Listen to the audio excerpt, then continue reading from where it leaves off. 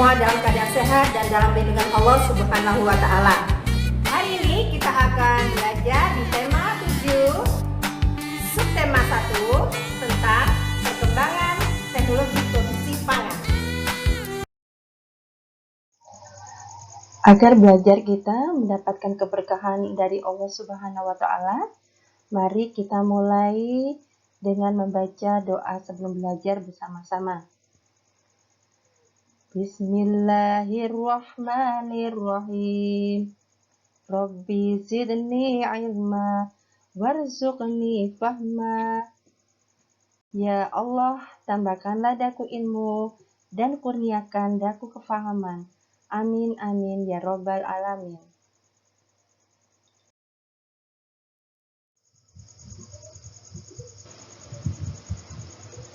Apa yang akan kita pelajari hari ini?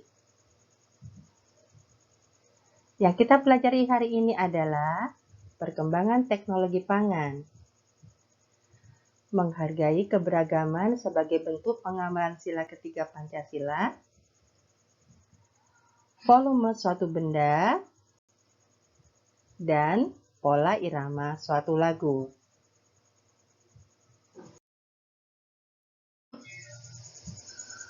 Alam Indonesia sungguh kaya.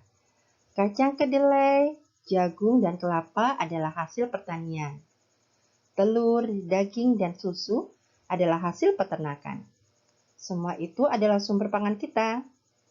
Pangan artinya makanan. Alam Indonesia menyediakan sumber pangan kita. Hasil panen dan ternak yang melimpah memberikan makanan yang cukup bagi kita. Akan tetapi, hasil pertanian dan peternakan tidak dapat bertahan lama. Makanan itu dapat membusuk. Makanan busuk harus dibuang. Hasil panen harus diolah agar tidak cepat membusuk. Mengolah hasil panen dan ternak dengan menggunakan teknologi pangan. Teknologi pangan adalah penggunaan ilmu pengetahuan untuk mengolah pangan. Teknologi pangan sangat bermanfaat bagi kehidupan manusia. Dan manfaat teknologi pangan antara lain, teknologi pangan dapat menghasilkan makanan baru. Teknologi pangan menjaga agar makanan tidak cepat busuk. Teknologi pangan mengolah makanan agar tahan lama.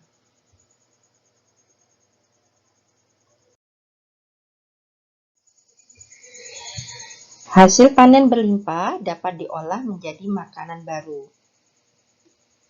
Kacang kedelai dapat dibuat menjadi tahu, tempe, dan kecap. Susu sapi dapat diolah menjadi mentega, susu bubuk, dan keju. Teknologi pangan memberikan nilai lebih bagi bahan makanan hasil panen melalui berbagai cara.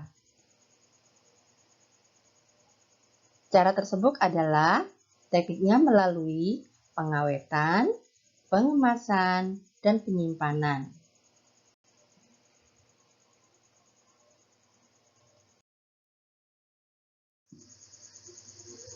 Pada saat kalian makan bersama keluarga, masing-masing anggota keluarga ada yang memiliki kesukaan makanan yang sama dengan anggota keluarga yang lain. Namun, ada juga yang memiliki kesukaan makanan yang berbeda. Perbedaan kesukaan, kebiasaan, sifat dan ciri-ciri orang-orang di sekitar kita sangat beragam. Karena negara kita terdiri dari berbagai macam adat istiadat. Setiap orang memiliki kebiasaan yang sama atau berbeda.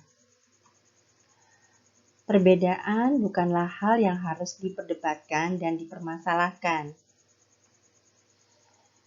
Dengan memahami keberagaman atau macam-macam sifat dan ciri-ciri setiap individu, sifat tenggang rasa dalam diri kita akan terasa. Tenggang rasa artinya kita dapat menghargai perasaan orang lain.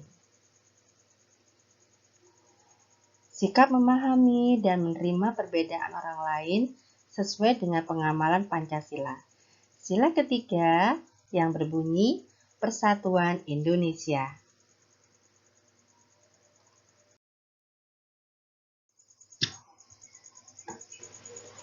Pernahkah kalian membeli susu kemasan di toko? Tentu kalian melihat susu disimpan dalam berbagai kemasan dan ukuran. Adanya ukurannya kecil, sedang, dan ukuran yang besar.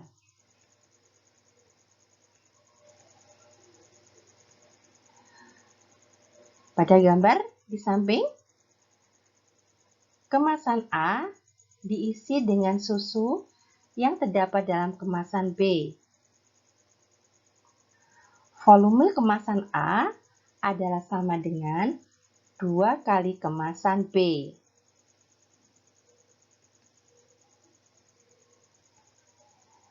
Pada gambar di bawahnya, kemudian kemasan A diisi dengan air yang terdapat dalam kemasan C. Volume kemasan A sama dengan 4 kali kemasan C. Maka, volume kemasan A, B, dan C berbeda. Kemasan susu merupakan satuan volume tidak baku.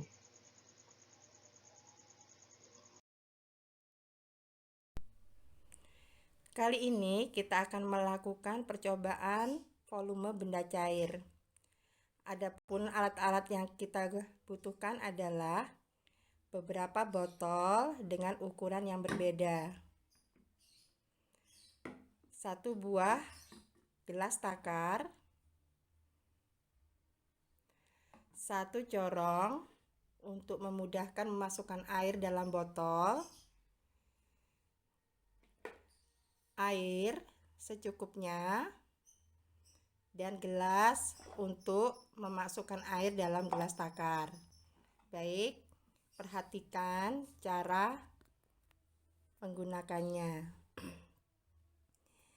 Masukkan air ke dalam gelas takar dengan ukuran 500 ml.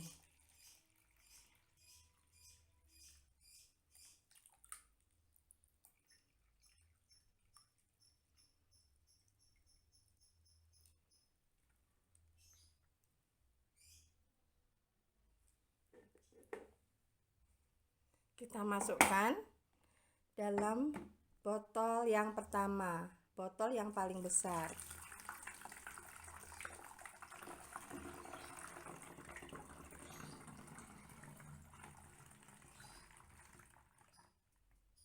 Berikutnya, tuang lagi air ke dalam gelas takar dengan ukuran yang sama, yaitu 500 ml.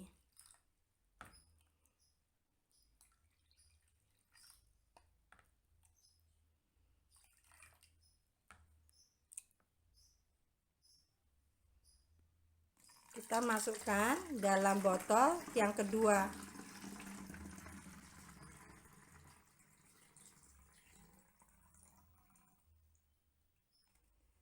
Berikutnya, kita tuang lagi ke dalam gelas takar dengan ukuran yang sama, 500 ml.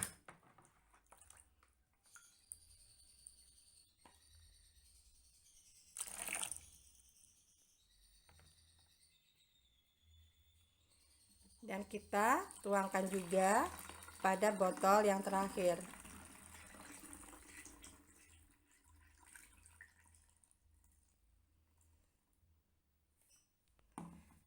Baik, ini hasil dari percobaan kita. 3 botol yang ukurannya sama, jika dimasukkan air dengan ukuran yang sama, hasilnya seperti ini. Botol yang besar isinya tampak lebih sedikit. Sedangkan botol yang kecil dia akan tampak penuh. Nah, ini bisa kalian lakukan percobaan seperti ini di rumah dengan berbagai macam ukuran botol. Semoga kalian bisa memahami. Semangat! Lagu rotiku memiliki pola irama yang berbeda. Pola iramanya adalah sekelompok bunyi dengan susunan tertentu. Pola irama muncul secara berulang-ulang dan teratur dalam sebuah lagu.